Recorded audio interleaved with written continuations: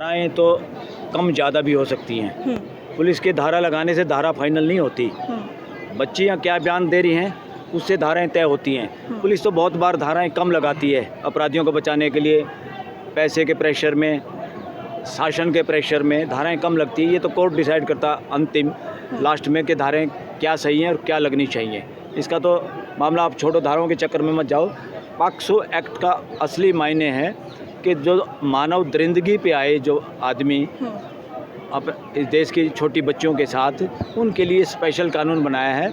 और पुलिस की एक ही ड्यूटी है कि भाई इसमें एविडेंस मिटने के, प्रेशर डालने के क्या क्या वो हैं। और इसमें तो पॉक्सो में तो बहुत इम्पोर्टेंट, बहुत क्या कहें सेंसिटिव एक्ट है ये।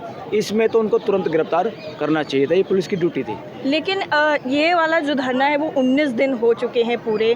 अब उसके बाद अल्टीमेटम जो दिया गया है पहलवानों की तरफ से, क्या लगता है आपको कि कार्रवाई होगी या फिर अभी ये ऐसे किसान आंदोलन की तरह आगे ही चलता चला जाएगा? रावण ने भी अपना पूरा कुनबा मरवा के जब मारना था और खुद भी मरा था, वही सिचुएशन है देश में इस वक्त। और कई लोग ये भी आरोप लगा रहे हैं कि पहलवान जो हैं वो ही तैयार नहीं हो रहे हैं नार्को टेस्ट के लिए, जबकि पहलवानों की तरफ से खुद कहा गया नार्को टेस्ट के लिए। तो कोई हल हो सकता है? सुनिए, अभी तक इस देश में ऐसा कोई केस नहीं हुआ, किसी ने डिमांड नहीं की। और हमारा जो चरित्र है इस देश का, हम बहनों से, ऐसे एग्रीव्ड लोगों से नार्को टेस्ट की बात नहीं करते, हम तो बदमाश से करते हैं जिसके ऊपर आरोप लगाए हैं, उसका टेस्ट करने की बात होती है। ये बेहूदी मांग है जिसने भी की है, और उसके बावजूद भी खिलाड़ियों ने कहा हम नार्को टेस्ट कराने के लिए तैयार हैं। इस तरह की बात हुई। और दूसरा एक और, मेजॉरिटी बीजेपी के वर्कर भी, उनके एमपी भी, मंत्री भी अंदर खाने इस आंदोलन के साथ हैं, मगर खुल के सामने आने की हिम्मत नहीं हुई।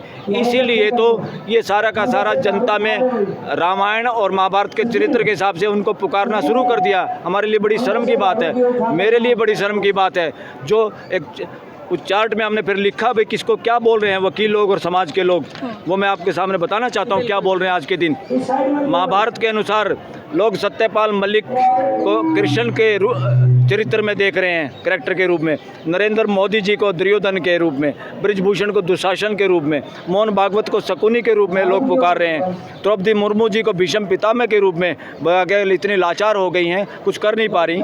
महिला खिलाड़ियों को द्रौपदियों के रूप में देख रहा है देश।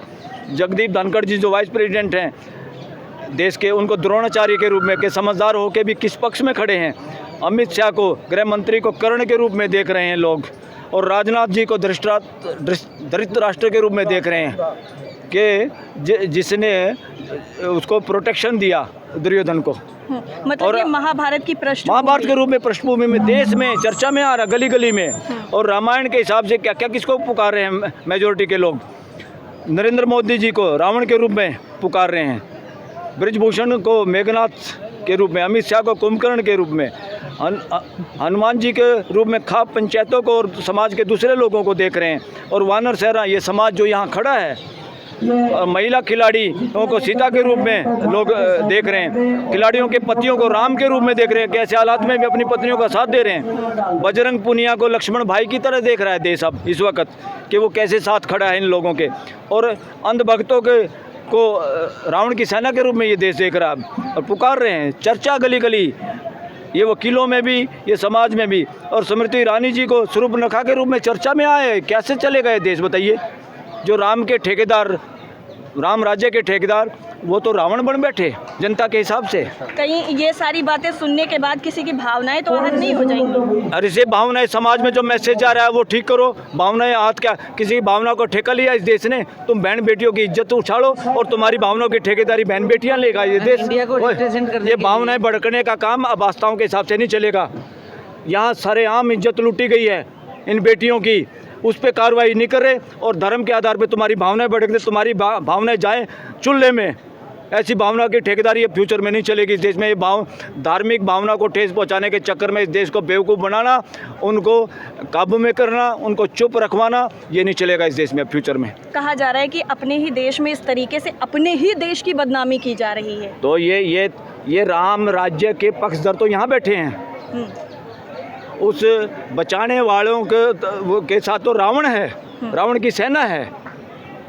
ये तो राम की सेना तो यहाँ घूम रही है, वानर सेना भी यहाँ घूम रही है, हनुमान जी भी यहाँ घूम रहे हैं, ये बाकी लोग वहाँ हैं।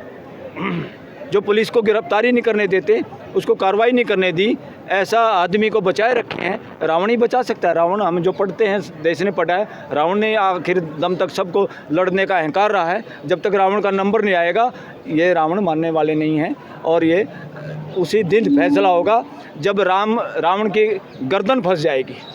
कहीं ना कहीं ये सवाल कानूनी प्रक्रिया पर भी उठ रहा है कि आखिर इतने दिनों में गिरफ्तारी क्यों नहीं? अरे कानून, बहुत बड़ा सवाल। हमारी कानून प्रक्रिया को भी कब्जे में करने की कोशिश हो रही है। ये कानून, हम तो कहते हैं बीइंग एडवोकेट, अपने जजों को और वकील साथी बार बार जजों को कहते हैं मजबूत रहिए, मजबूत रहिए, मगर उनको काबू में रखने की कोशिश हो रही है। देश के लिए बहुत खतरनाक बात है। ये जो मौजूदा सरकार पर बहुत बड़ा आरोप है कि काबू करने की कोशिश की जा रही है जुडिशरी को पूरी तरह से। भाई जिसका ये राहुल गांधी की सदस्यता जिसने बंद की, सजा जिसने दी, और 2-4 दिन के अंदर उसका प्रमोशन होगा गैर कानूनी तरीके से। सुप्रीम कोर्ट में वो केस पेंडिंग है, सुप्रीम कोर्ट ने स्टे किया हुआ है। बताइए, जुल्म देखो ना। इसका मतलब ये है कि बंदर पकड़ भुगड़े और इसको चिपट जा, इसको खा ले। राहुल गांधी की तो सदस्यता चली गई, उन पर आरोप लगाया गया कि मोदी सरनेम का उन्होंने गलत तरीके से प्रेजेंट किया, लेकिन यहाँ पर तो इतनी गंभीर आरोप लगने के बाद भी क्या लगता है सदस्यता जाएगी ब्रजभूषण शरण सिंह की?